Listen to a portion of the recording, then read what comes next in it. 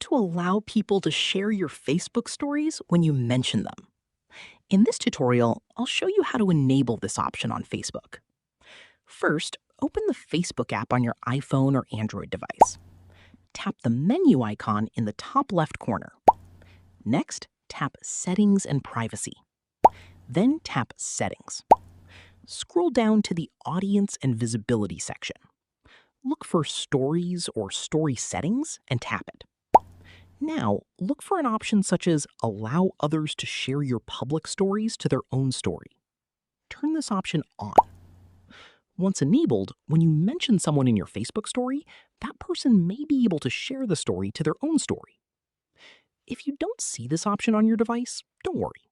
Facebook doesn't show the same story settings to every account, and some options may vary depending on your account, app version, or region. Make sure your Facebook app is updated to the latest version, then check your story settings again. And that's it. You've enabled the option that allows people you mention to share your Facebook stories. Thanks for watching. If this tutorial helped, don't forget to like the video, subscribe, and check out more helpful Facebook tips and tutorials.